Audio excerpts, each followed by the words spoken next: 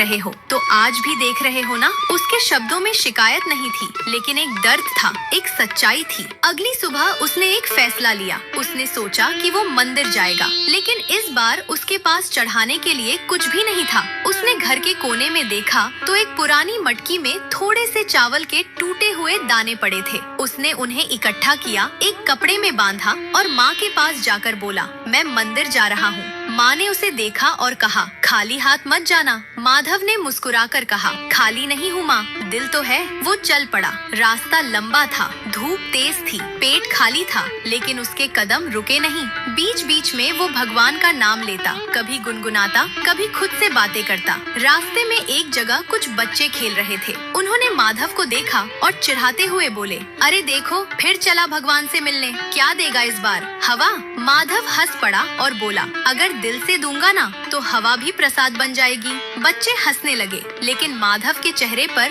एक अजीब सी शांति थी। कई घंटों के बाद वो पुरी पहुंचा। मंदिर के बाहर हमेशा की तरह भीड़ थी, लेकिन आज कुछ अलग था। द्वार पर ज्यादा सख्ती थी। सेवक हर किसी को ध्यान से देख रहे थे। माधव धीरे धीरे लाइन में खड़ा हो गया। उसके कपड़े धूल से भरे थे, पैर थके हुए थे और हाथ में छोटा सा कपड़ा बंधा हुआ था जिसमें उसका प्रसाद था। जब उसकी बारी आई तो एक सेवक ने उसे रोका। उसने ऊपर से नीचे तक देखा और कहा, कहाँ से आया है? माधव ने हाथ जोड़कर कहा, गांव से, दर्शन करने। सेवक ने भौहें सिकोड़ ली। ये हालत में नियम पता है? माधव थोड़ा घबरा गया, लेकिन बोला, मैं हर महीने आता हूँ, बस प्रभु को ये अर्पण करना है। सेवक ने उसके हाथ का कपड़ा देखा और हंसते हुए बोला, ये क्या है? इसे प्रसाद कहते हैं। पास खड़े दूसरे सेवक भी मुस्कुराने लगे। माधव ने धीरे से कहा, मेरे लिए तो यही है। लेकिन उसकी बात पूरी भी नहीं हुई थी कि उसे हल्का सा धक्का देकर किनारे कर दिया गया। बाहर रहो, अंदर जाने का नियम है। माधव कुछ पल के लिए वहीं खड़ा रह गया। उसकी आंखों में नमी आ गई, लेकिन उसने कुछ कहा नहीं। वो धीरे से सीढ़ियों के पास जाकर बैठ गया। आसपास लोग आ जा रहे थे, कोई उसे देख भी नहीं रहा था। उसने अपने हाथ का कपड़ा खोला, उसमें पड़े टूटे हुए चावल के दाने देखे और फिर मंदिर की ओर देखा। उसने आंखें बंद की और धीरे से कहा, प्रभु, मैं अंदर नहीं आ पाया, लेकिन आप तो बाहर भी आ सकते हो ना। उसकी आवाज बहुत धीमी थी, लेकिन उसमें इतना विश्वास था कि जैसे वो किसी सामने खड़े व्यक्ति से बात कर रहा हो। उसने अपना प्रसाद सामने रखा और वहीं बैठ गया। उधर मंदिर के भीतर उस समय कुछ और ही चल रहा था। माता लक्ष्मी स्वयं भोग की व्यवस्था देख रही थी। पिछले कुछ दिनों से उन्होंने सख्ती बढ़ा दी थी, क्योंकि उन्हें लग रहा था कि भक्ति में दिखावा बढ़ता जा रहा है। आज का भोग बहुत भव्य था, हर नियम का पालन किया गया था। सेवक गर्व से कह रहे थे कि आज सब कुछ पूर्ण है। लेकिन जैसे ही भोग भगवान के सामने रखा गया, कुछ अजीब हुआ। समय जैसे ठहर गया, कोई प्रतिक्रिया नहीं। सेवकों ने एक दूसरे को देखा, फिर दोबारा प्रयास किया गया, फिर भी कुछ नहीं। धीरे धीरे घबराहट फैलने लगी। माता लक्ष्मी ने ये देखा तो उनके मन में एक हल्का सा संदेह उठा। उन्होंने ध्यान लगाया।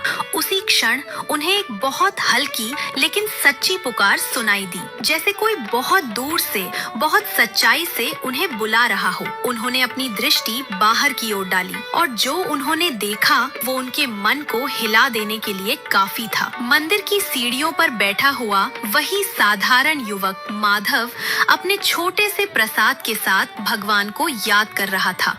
उस क्षण जैसे दो संसार आमने सामने खड़े थे। एक तरफ मंदिर का वैभव, नियम, भव्य भोग और दूसरी तरफ एक गरीब भक्त का सच्चा प्रेम। माता लक्ष्मी के मन में द्वंद्व शुरू हो गया। क्या ये वही कारण है जिसकी वजह से भगवान भोग स्वीकार नहीं कर रहे, या ये केवल एक संयोग है? क्या नियमों को तोड़ देना चाहिए या मर्यादा को बनाए रखना ज्यादा जरूरी है? उधर सीढ़ियों पर बैठा माधव धीरे धीरे कमजोर होता जा रहा था। भूख, थकान और इंतजार, लेकिन वो उठा नहीं। उसने फिर धीरे से कहा, प्रभु, मैं चला जाऊं क्या, या थोड़ी देर और बैठूं? और ये कहते हुए उसके होठों होठों पर हल्की सी मुस्कान आ गई। तभी अचानक मंदिर के भीतर एक हल्का सा कंपन हुआ और उसी क्षण भगवान के चेहरे की ओर सबकी नजर गई। लेकिन इस बार जो होने वाला था वो पहले कभी नहीं हुआ था। और ठीक उसी पल माता लक्ष्मी एक कदम आगे बढ़ी और पूरे धाम की सांसें जैसे थम गईं। अब अगला निर्णय क्या होगा,